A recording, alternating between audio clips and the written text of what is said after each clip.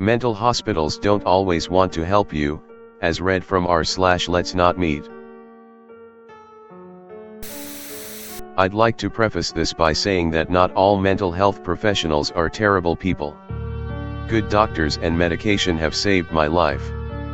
I also didn't grow up in the US, so if you see something in this story that makes you go "that's not how that works," keep in mind that other countries might have different laws. Furthermore, this describes my experiences with staying at a mental hospital, so prepare for triggers. Alright, here we go. I was a troubled kid. I'm kind of a troubled person in general. But when I was in my early teens, specifically in this story, I was 14, I was cutting, suicidal and refusing to go to school. So I was put on a waiting list for a children's mental hospital. I know now that the fact that I was on that waiting list for close to half a year should have been the first warning sign.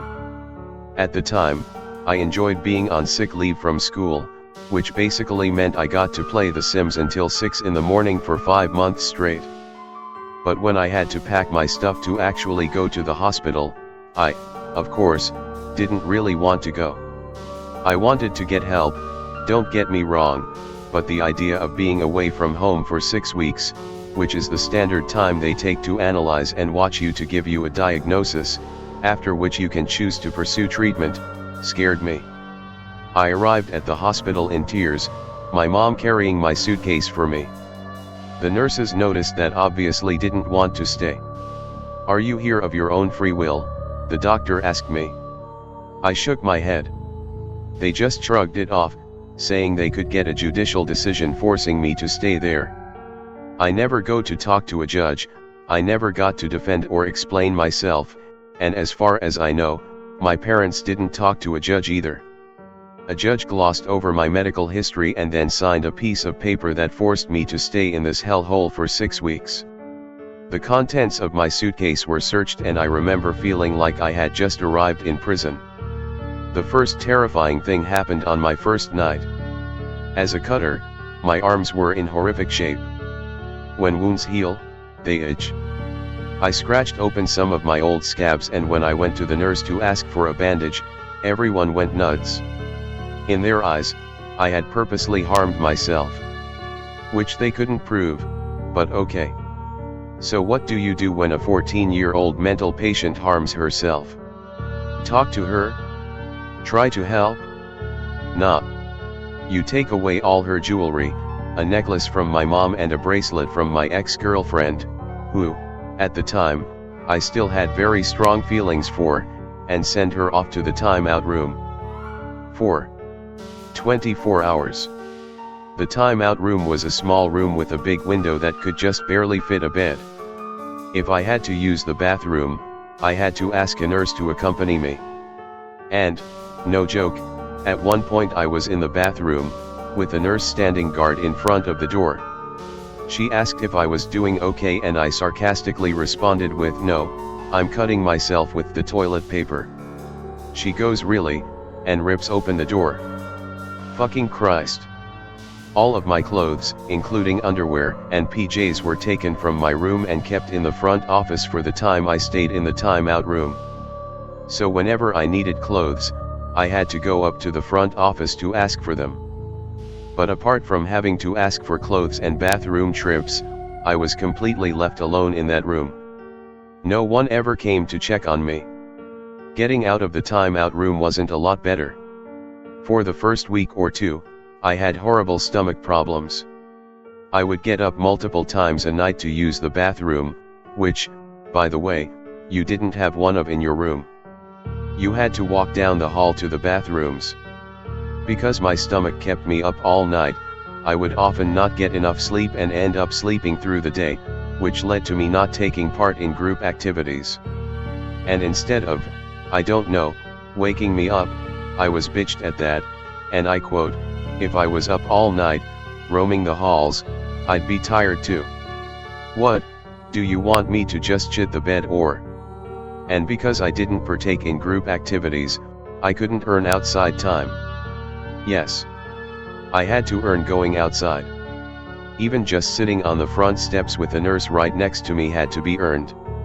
So for the first 6 weeks I was effectively locked up, except for school and weekends, where I was allowed to go home. It was blatantly obvious that none of the nurses really cared about any of the patients. They weren't even real nurses. They were more like prison guards. One of them straight up looked like a homeless guy, another sounded like she'd been a 5-packs a day smoker her life, and I mean all, of them were chain smokers. Every free second they had they'd use for smoke breaks. Right outside the door, too, with the doors open, so that all the other kids who were currently going through nicotine withdrawals could smell the cigarette smoke. I saw a real nurse once a week. She mainly checked for self-harm. One time, I self-harmed at home over the weekend. I told her my pet bunny did it. And she believed me. Within 6 weeks of staying at the mental hospital, I saw a psychiatrist a whooping 2 times. Once for a general introduction and once for an IQ test. Oh, and did I mention that you were allowed to have a razor in the shower? Or the huge bird spider that sat in the corner of one of showers for the entire time I stayed there? Or the cobwebs and silverfish that were everywhere? Anyone who's ever struggled with mental illness probably knows that sentences like "just pull yourself together" or "get over it" are the least helpful things one could say to a mentally ill person. I've never heard it that much in my entire life. There was one instance where another patient, who was deadly afraid of spiders, came running out of her room in a borderline panic attack because she had woken up to a spider directly in front of her face. Know what they told her? "Don't be such a baby, it's just a spider." They gave her a broom for her to get rid of the spider herself. Which obviously, she couldn't do. My roommate and I ended up helping her. Both of us were scared of spiders as well, mind you.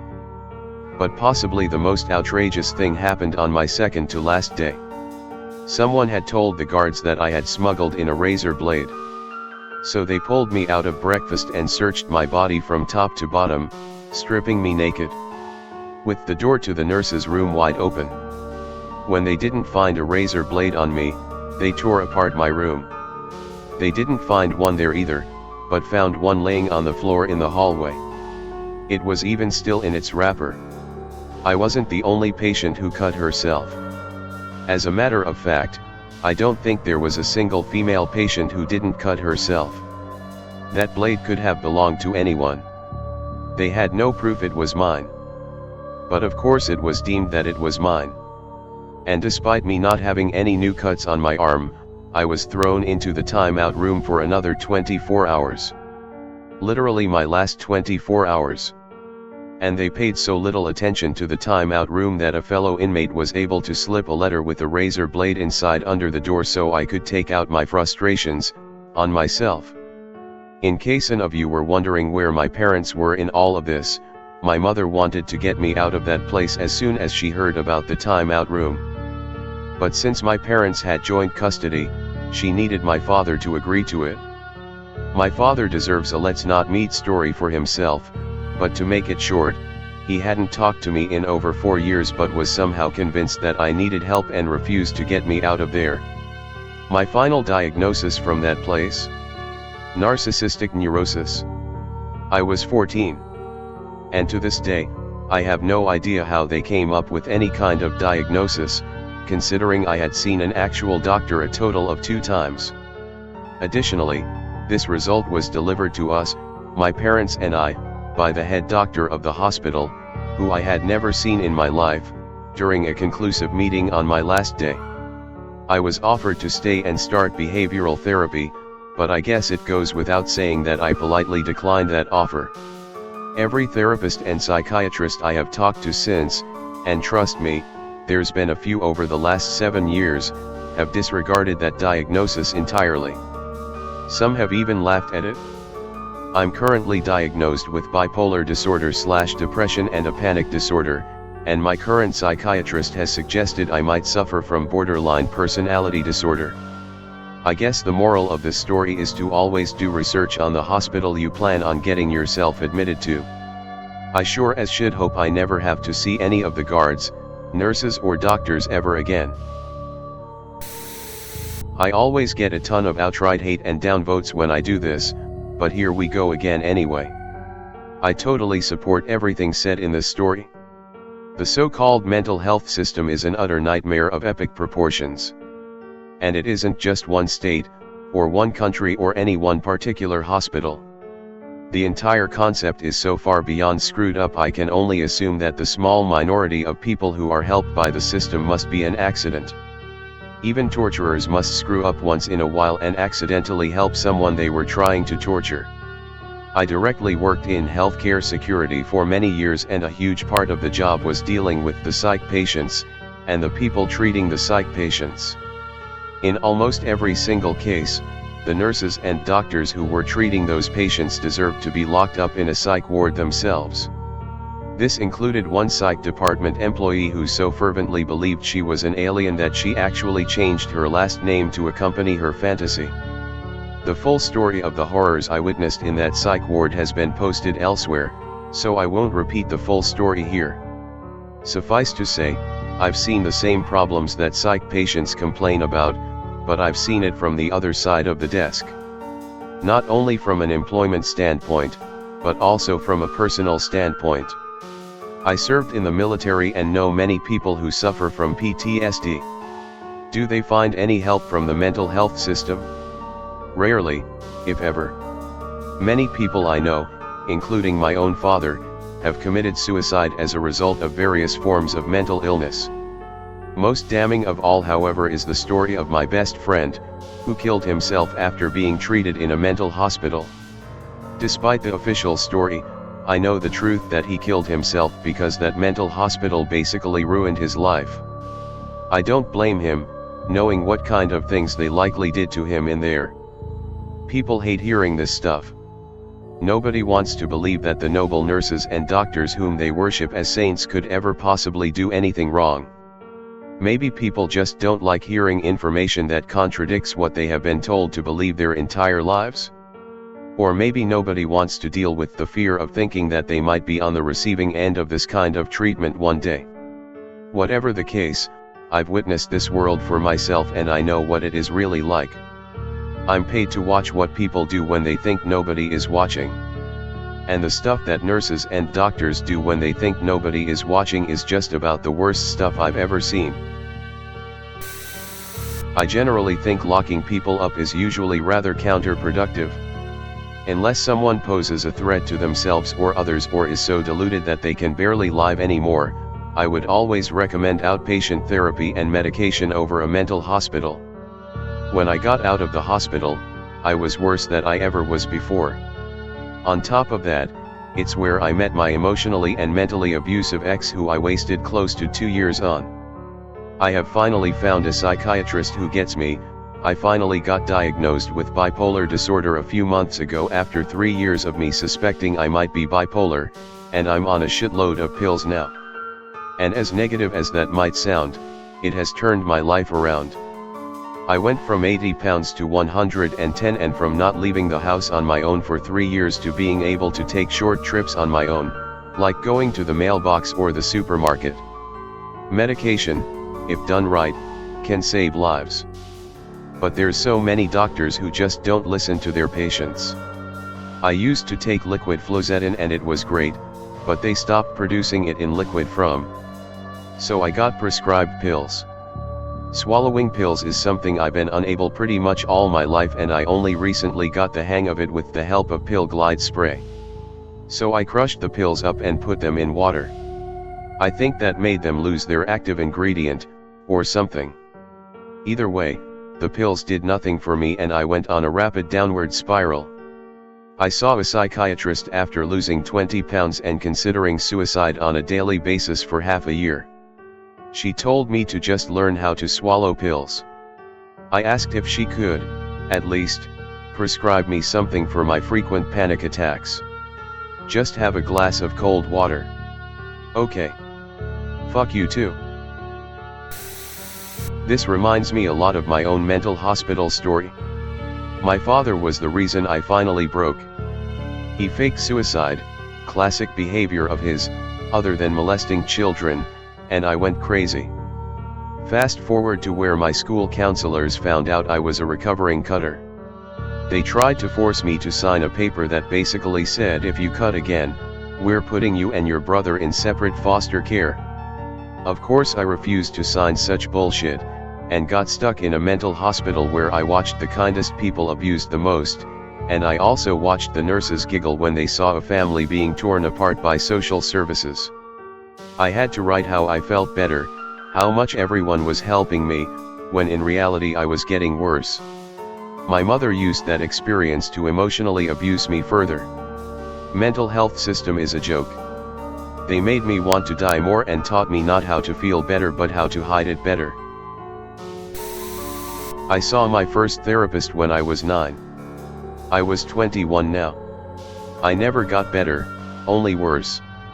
I was better for a while when I was 16 with the help of medication, but then they stopped producing it in liquid form and I can't swallow pills.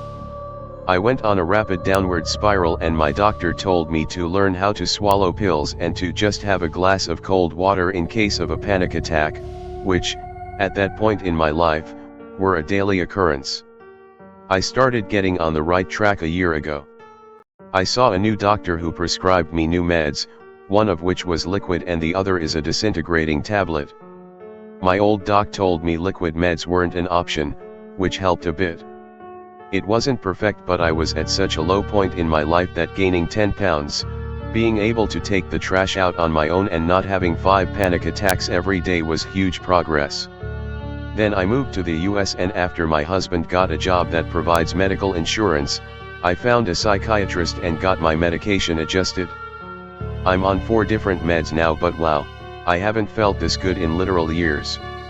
I have to relearn the basics on living like, leaving the house on my own, healthy eating and sleeping habits, all over again. As thankful as I am that I'm finally on the road to recovery, the mental health system being as flawed as it is the entire reason why I have to learn how to be a human again. It's the reason why it got this bad in the first place. And that's sad. If you or a loved one is struggling with thoughts of self-harm or suicide, you are not alone. There is help available. You can reach the National Suicide Prevention Hotline for the United States at 1-800-273-8255. A link to international resources will be provided in the description.